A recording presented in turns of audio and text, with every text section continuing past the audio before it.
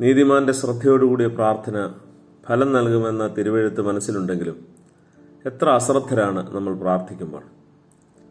വിശുദ്ധ ബലിയനുഷ്ഠാനത്തിൽ പോലും അശ്രദ്ധരും അക്ഷമരുമായി മാറുന്നുണ്ട്. മാർ അപ്രേമിന്റെ വാക്കുകൾ വല്ലാതെ ഉള്ളിൽ ഖനമേറ്റുന്നുണ്ട്.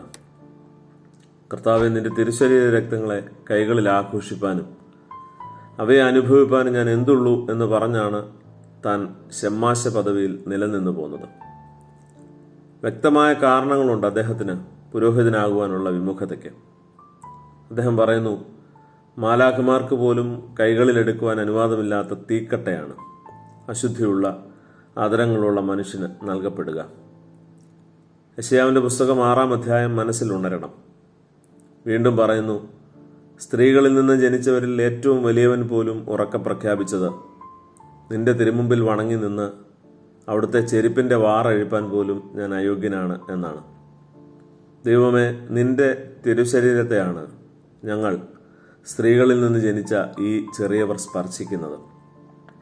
വീണ്ടും ഇങ്ങനെ പറയും, അണിഞ്ഞിരിക്കുന്ന അങ്കിയുടെ വെളുമ്പുകൾ പോലും സൗഖ്യം നൽകുന്നവന്റെ തിരുവുടലിനെയാണ് ഞങ്ങൾ സ്വീകരിക്കുന്നത്.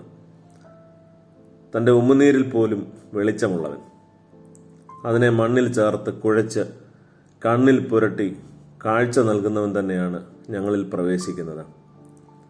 ദൈവമേ, ഞങ്ങൾ ദാഹിച്ചു പോകരുതേ. ഞങ്ങൾ താഴ്മയോടെ നിന്നെ സമീപിക്കണമേ. ഞങ്ങളെ സുഖപ്പെടുത്തണമേ. ഞങ്ങൾക്ക് കാഴ്ചയേകണമേ. അന്ധന്റെ പ്രാർത്ഥനയാണ് ഞങ്ങളും ചൊല്ലുന്നത്. യേശുവേ, ദാവീദ് പുത്ര, പാപികളായ ഞങ്ങളോട് കരുണ തോന്നണമേ. ഞങ്ങളുടെ വിശ്വാസത്തോട് വീര്യവും, വീര്യത്തോട് പരിജ്ഞാനവും, പരിജ്ഞാനത്തോട് ഇന്ദ്രിയജയവും, ഇന്ദ്രിയജയത്തോട് സ്ഥിരതയും, സ്ഥിരതയോട് ഭക്തിയും, ഭക്തിയോട് സഹോദരപ്രീതിയും, സഹോദരപ്രീതിയോട് സ്നേഹവും വർദ്ധിപ്പിച്ചു തരണമേ. ഇവയില്ലെങ്കിൽ ഞങ്ങൾ അന്ധന്മാരാകുന്നു, ഹ്രസ്വദൃഷ്ടിയുള്ളവരാകുന്നു, മുമ്പിലത്തെ പാപങ്ങളുടെ ശുദ്ധീകരണം മറക്കുന്നവരും ആകുന്നു.